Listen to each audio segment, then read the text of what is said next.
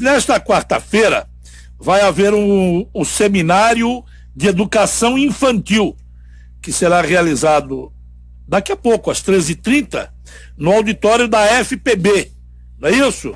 No auditório da FPB. Vai ser onde? No SESI? Ali perto da Lagoa?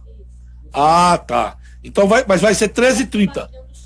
13h30, próximo ao Pavilhão do Chá? Ah, tá. Tá.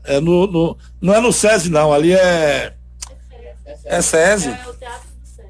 Peraí, calma. Onde tá Buega? É na FIEP. Não, porque tem um SESI aqui embaixo, perto da Lagoa. Aí se eu disser SESI aqui, pronto, o pessoal vai pro SESC.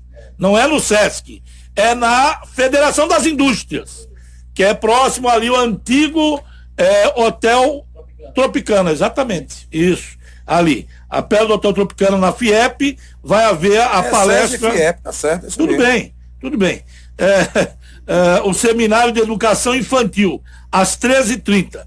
Quem vai dar a palestra é o professor João Roberto de Araújo, que está aqui conosco. Ele é fundador e orientador de conteúdos da Inteligência Relacional, que é uma organização pioneira no Brasil em pesquisa, criação de material pedagógico e formação de educadores para a educação emocional e social. Só para contextualizar mais, o professor João Roberto é mestre em Psicologia Social pelo Instituto de Psicologia da USP, em São Paulo, professor visitante da Universidade da Califórnia, no Centro de Mudanças Educacionais e idealizador da metodologia Liga pela Paz para a Educação Emocional e Social, que é qualificada pelo Ministério da Educação, e autor de livros sobre educação emocional e social e cultura de paz.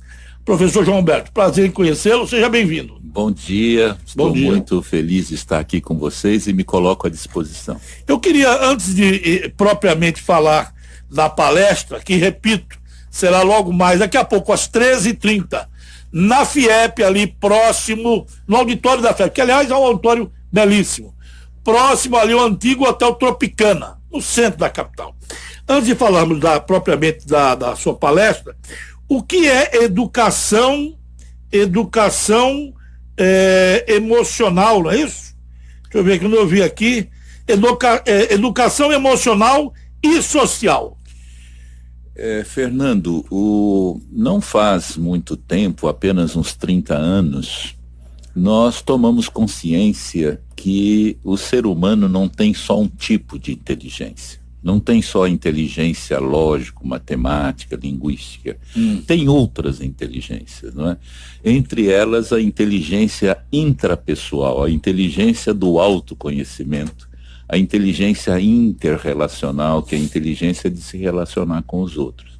E a partir daí, na década de 90, ampliando essas pesquisas sobre a inteligência humana, nós tivemos a consolidação de um conceito novo de inteligência, que é a inteligência emocional, que é essa inteligência que permite você ser mais feliz, porque afinal de contas ganhar dinheiro é bom, ter casa grande, bonita é muito bom, ter o carro do ano é muito bom, mas é fundamentalmente necessário você ter e desenvolver um bem-estar subjetivo, afetivo. Tem muita gente que tem o carro do ano, que tem uma casa maravilhosa, que tem status, está se matando. E é infeliz. Então a inteligência emocional é essa competência que você desenvolve para viver bem com você mesmo e viver bem na relação com os outros. Porque para viver bem é preciso conviver bem. E isso, professor, se ensina? Isso se ensina. Logo, isso se aprende?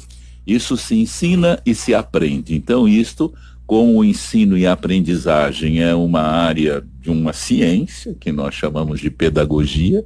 É possível criar recursos psicopedagógicos para levar isso para uma criança do infantil, levar isso para uma criança do ensino fundamental que está começando com 6 anos e levar isso para um adulto que somos nós e que precisamos tanto.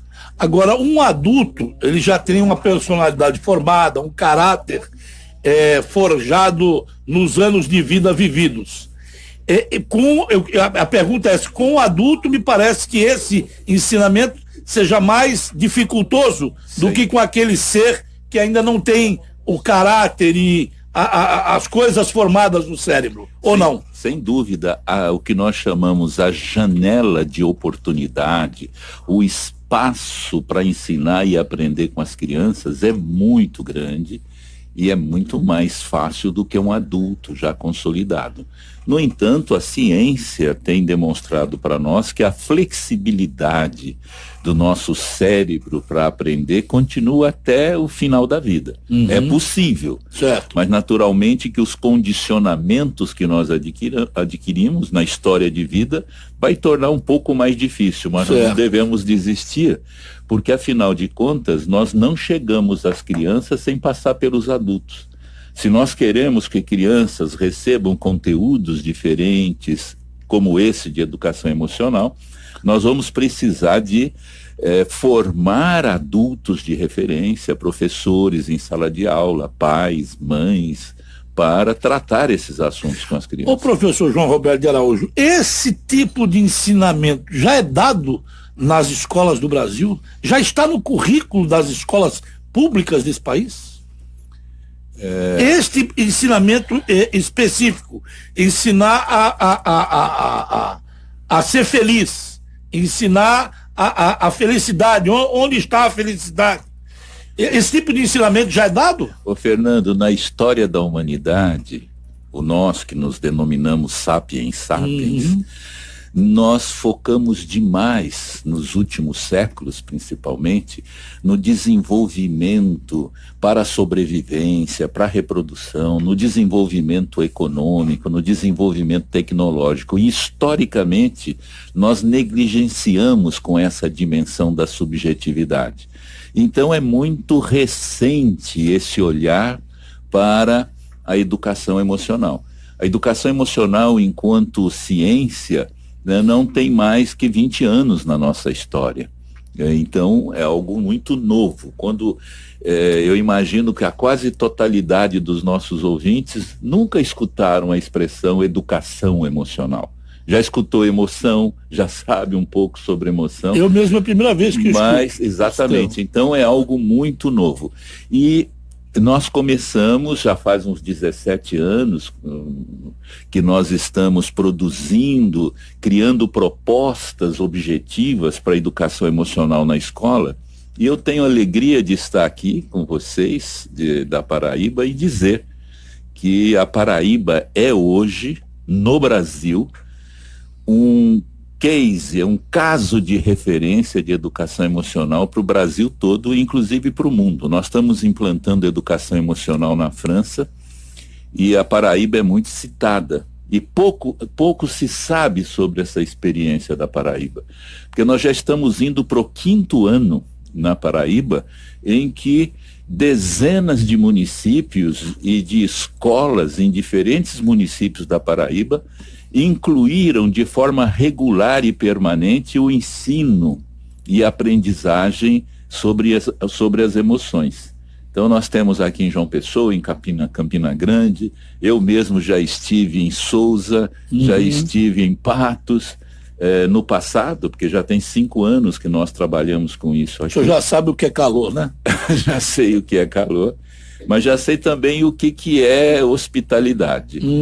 Que bom, obrigado. No nosso interior, dos professores, já levamos isso aqui para mais de 20 mil famílias com contato de corpo a corpo em muitas cidades para tratar sobre educação emocional fora da escola, com as famílias, de forma que é pouco conhecida essa experiência até para os próprios paraibanos. Muito bem. Estamos conversando com o professor João Roberto de Araújo, e antes da pergunta aqui do nosso Petrônio, se alguém quiser, tiver interesse e quiser tirar alguma dúvida, participar de qualquer forma do debate, os telefones estão liberados, 3218-7933, 3218-7934. Deixa eu só dizer uma coisa antes da pergunta. esse tipo de ensinamento, e é porque eu sou leigo, viu? Mas eu não sou burro, né? Emocional, social, cultura pela paz, se isso já tivesse sido iniciado, digamos há 50, 60 anos atrás, isso que nós vemos hoje, nós não viríamos, mas em muito menor escala. Quero crer. Petrônio Torres. Bom dia ao professor João Roberto. Bom dia, Petrônio. Já dizia um dos nossos poetas aqui, José Américo, que na volta ninguém se perde. Está voltando. E seja bem-vindo de volta à Paraíba. Professor, eu queria que o senhor exemplificasse e desse uma definição de o que seria inteligência emocional, para os nossos ouvintes se inteirarem, saber um pouco mais, e também sobre educação emocional. O que diferencia os dois? Um leva ao outro. O senhor já falou que, claro, se aprende a ter inteligência emocional, mas é um pouquinho complicado, né? Se não começar logo, de cedinho, de criança. Primeiro, eu queria que o senhor definisse o que seria inteligência emocional. Às vezes nós sentimos um mal-estar, nós não sentimos só mal-estar e dores no corpo, físicas, nós sentimos, existem dores mentais, as chamadas dores tanto psicológicas. Quanto as físicas. Às vezes mais. Às vezes mais. O Dalai Lama tem uma frase que diz, por exemplo, que as palavras não usam armas, mas ferem o coração. Uhum. Quantas vezes nós ferimos as pessoas sem ser fisicamente? Existe até uma proposta para entender a violência que está na sociedade, uma metáfora com iceberg, aquela massa de gelo que fica no mar, que aquela ponta que está acima do nível da água é a violência física, sangrenta, do tiro, da facada, mas a massa de gelo que está embaixo corresponde à violência psicológica. Nós sofremos hoje demais, as nossas dores maiores estão ligadas com as dores emocionais, com as dores mentais. E às vezes nós sentimos essas dores e não temos consciência delas. E o fato de não ter consciência amplifica essa dor. Mas eu tenho um mal-estar e não sei que isso é raiva. E eu não sei o que é raiva. Ninguém me explicou o que é raiva. Às vezes eu sinto um mal-estar profundo e não sei que isto tem uma ciência que estuda isso e que pode me explicar melhor, que chama ciúme, que chama ansiedade, que chama medo. Então, a inteligência emocional e o seu paralelo, que é a educação emocional, ela procura desenvolver nas pessoas, primeiro ponto, consciência emocional. Saber o que é emoção, como são os ativadores da emoção. E o nosso papel mais delicado e nobre e mais também desafiador é criar recursos psicopedagógicos para tratar de assuntos complexos, assim como uma criança de 6 anos. É tentar ter um autocontrole, professor, é por aí? Também, porque um outro campo da educação emocional nós chamamos de autonomia emocional. Como é que eu mantenho a empatia, a compaixão pelo outro? Quer dizer, eu não ignoro o outro, mas também não permito que a emoção do outro me domine. Isso é muito, muito importante na pré-adolescência, para todo mundo, que às vezes o entorno emocional me leva de roldão. E como é que eu desenvolvo essa autonomia para que a emoção do outro não me destrua? Mas principalmente, Petrônio, um dos grandes focos da educação emocional, nós chamamos de regulação emocional.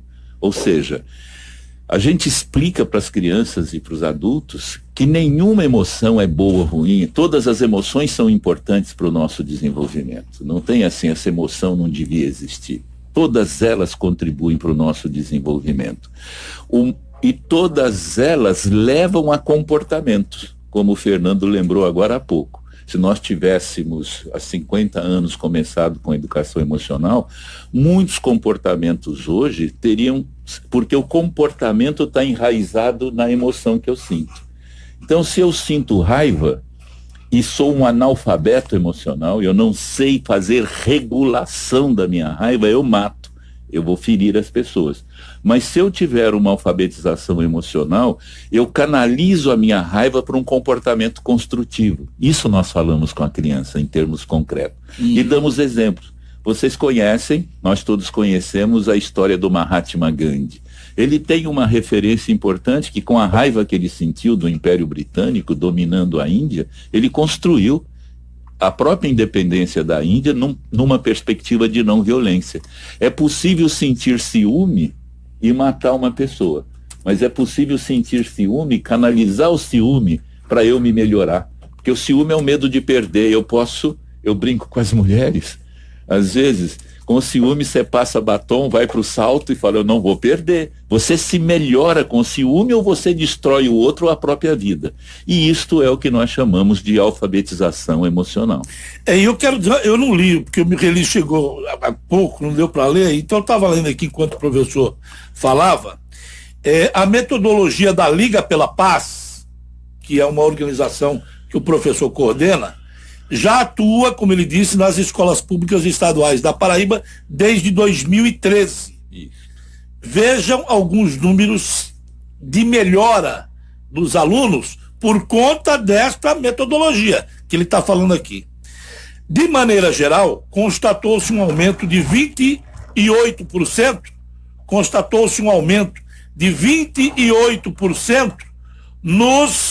nos comportamentos socialmente habilidosos. Aumentou 28% a habilidade social dos indivíduos, dos alunos. 27,4% nas habilidades acadêmicas. Começaram a estudar melhor, aprender mais. 27,4%. Ou seja, alunos mais calmos e focados nos estudos participativos. Além disso, a iniciativa conseguiu reduzir em 32% os comportamentos problemáticos. Aluno que dá no outro, que pega o aviãozinho e joga na orelha do professor, por aí vai. Crianças e adolescentes que vivenciam menos violência contra si. Ou seja, é o que eu disse, se tivéssemos começado isso aqui há 50 anos, hoje, aqueles alunos de 50 anos, hoje homens, não seriam tão violentos quanto nós somos hoje. Sem dúvida. Agora eu queria, professor, obviamente, não duvidando dos números, longe de mim, mas como se aferir isso? Como chegar à constatação destas melhoras? A gente não consegue avaliar a questão das emoções no plano da emoção em si. Nós conseguimos avaliar o comportamento das crianças, porque o comportamento é observável. A emoção não é observável. Mas o comportamento dá para se ver. Dá para se ver. Então, no início do ano letivo, nós aplicamos um inventário, como um questionário, e no final do ano, no primeiro nós chamamos de pré-teste, e ao final do ano um pós-testes, e elaboramos um inventário reconhecido internacionalmente. Faz aprovado, um cruzamento desses dados. Faz um cruzamento desses dados. Para os anos iniciais, que a criança é mais nova, a observação é do professor, é do educador. Para os anos finais, de 6º, 9º ano do ensino fundamental, é do educador e do próprio aluno que se autoavalia. Então é um documento de base científica que apresenta essa resposta isenta a partir do olhar do professor e do próprio aluno. Naturalmente que são valores aproximados, mas nós não podemos deixar de medir as ações que nós temos, e essa é uma possibilidade. Claro, até para avaliar o desempenho da metodologia. Exatamente. Agora, professor, me diga uma coisa, essa palestra que o senhor vai proferir daqui a pouco, às 13h30, na Federação das Indústrias, aqui em João Pessoa, ali próximo ao antigo Hotel Tropicana. Eu fui muito no Tropicana quando eu morava em Cajazeiras, e agora para me lembrar do nome de Antônio Cabral, né? Antônio Cabral. Pois é, lá perto, você perguntou onde é a FIEP, que ali pertinho é um auditório maravilhoso. É por trás das trincheiras ali, próximo à Câmara Municipal. Isso. Professor, para quem qual é a clientela dessa sua palestra de hoje? São educadores? Quem é a clientela? É uma organização internacional que tem uma regional aqui na Paraíba que trabalha com educação pré-escolar, com crianças de 0 a 6 anos. E a organização é desta entidade, que se chama OMEP, e esta entidade convidou lideranças de dezenas de municípios da Paraíba que estarão presentes. A predominância são lideranças da educação. Certo. São professores, são diretores, são secretários, alguns prefeitos estarão presentes. É um encontro que parece que terá, não sei se 200 pessoas aproximadamente. Certo. Inclusive as vagas, eu acabei de saber, elas estão esgotadas, não é? Então, as pessoas... eu só de ouvir o senhor aqui, me deu vontade de ir lá. Eu não poderia ir nem que quisesse, mas dá vontade de ir e ouvir, entendeu? Agora, professor, me diga uma coisa. Quem é que está capacitado a dar esse tipo de ensinamento nas escolas? O senhor, por exemplo, é quase que o fundador disso tudo, né? O iniciador disso tudo. Quem é que tem capacidade para ser um elemento multiplicador desses ensinamentos? Somos todos aprendizes, né? Na altura dos meus 72 anos, eu me percebo... Só sei que nada sei, né? Sócrates já dizia, né? Essa é o conceito de sábio, né? O sábio é aquele que sabe que não sabe. E que vai procurar saber sempre, mesmo sabendo que nunca vai saber por tudo. Inteiro. É verdade. Né? Então, a gente diz para os professores que a primeira coisa é a vontade de saber, né? É o querer fazer, vai criar o saber fazer. Porque os professores têm as suas dificuldades emocionais, como todos nós. E às vezes também eu faço essa referência, não dá para pegar o professor e levar lá para o Himalaia para 5 anos de meditação e ele ficar pronto para esse trabalho. Não podemos ter esse preciosismo, porque senão nós ficamos empacados e não andamos. Nós precisamos de um professor que vai receber uma carga horária que nós chamamos de formação inicial. Um livro que orienta muito o passo a passo dessas abordagens, e ele vai pegar na mão dos alunos e vamos aprender juntos. É assim que tem acontecido. Eu só tenho mais uma dúvida. Veja, guarde a sua pergunta, Petrônio. Esse ensinamento de cultura pela paz, ele é possível ser ministrado, eu creio que sim, mas aprendido em ambientes não propícios. Por exemplo, dá para se ensinar a cultura da paz num presídio no Brasil? Seria fundamental. Não, seria, não tenho dúvida, mas é possível que alguém jogado numa dessas masmorras e com toda a revolta que ele traz dentro dele por tudo que ele era e é atualmente, ele era fora e agora dentro do sistema. O senhor acha possível que uma pessoa dessa seja recuperada por essa cultura da paz? É uma boa pergunta. Nós, na cultura, temos uma preferência generalizada por ações de cura, de intervenção depois que o problema acontece. E as ações preventivas são negligenciadas. Isso é um traço da cultura em geral. Deveria ser ao contrário, se você chamar alguém, vamos ver como é que cura essa ferida, e ver a ferida sangrando, todo mundo aparece. Mas você falar, vamos ver como é que a gente faz para a ferida não aparecer, não chama tanta atenção. Então, a partir daí, nós privilegiamos muito, há mais de 10 anos atrás, um trabalho de base preventiva básica, não é? Não é fazer só para quem está já envolvido, mas é para levar para todas as crianças, para todas as escolas. É para evitar o aparecimento da ferida. E com isso nós construímos e privilegiamos a escola. Mas esse trabalho deve ir para as corporações, para as empresas, para os líderes empresariais, porque a educação emocional cabe para todo mundo. Claro. Ele deve ir para todos esses segmentos e, em particular, eu não sei se em particular, mas um deles é o ambiente das prisões. Porque um dos desafios que nós temos é o que fazer depois que você prende uma pessoa, né? Você mesmo disse agora há pouco que a cadeia é a escola do crime. Infelizmente. E as coisas pioram. Então é um grande desafio e, Fernando, nós ainda não chegamos lá para criar uma ação mas os conteúdos estão prontos. Nós começamos agora, a partir do ano que vem, a trabalhar com jovens e adultos. Esses cursos de EJA, Certo. de jovens e adultos. Isso vai ser um passo para nós começarmos a ter uma abordagem para as pessoas que estão nesse contexto aí dessas dificuldades de vida. Muito bem. Petrônio. Professor, o latino, historicamente, tem aquela tradição de ter o sangue mais quente, de ter emoções mais afloradas do que o europeu, por exemplo, do que o japonês asiático, por tabela.